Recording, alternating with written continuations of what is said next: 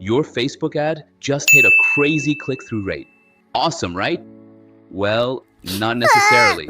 Because here's the truth most advertisers miss. Ad clicks are like foot traffic. They look good, but they don't always bring in cash. A crowded store doesn't mean sales are booming.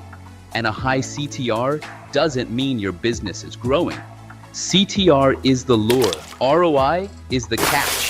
If you're optimizing for clicks instead of conversions, you're leaving serious money on the table. When you focus only on CTR, here's what actually happens. 1. Vanity metrics. You feel good seeing those high numbers. But if the clicks don't convert, you're just paying for attention, not action. 2. Wrong crowd. You might be targeting the wrong audience. Window shoppers who browse your site, scroll your product page, and bounce.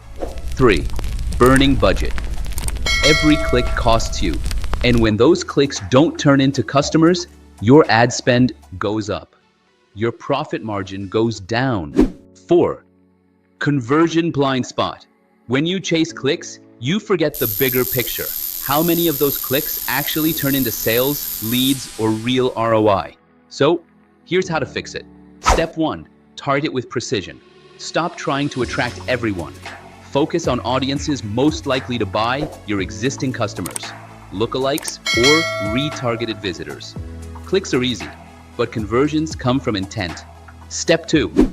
Measure what matters. Track what actually drives revenue. Your ROAS, cost per purchase, cost per lead, and conversion rate. Those are the metrics that build profitable campaigns. Step 3. Test, tweak, repeat. Run A/B tests for your creatives, copy, and audience. See which ones sell, not which ones get the most clicks. Step 4.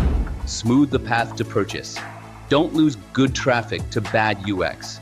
Make your landing page load fast, keep your checkout simple, and make your offer crystal clear. Clicks are just the start, not the finish line.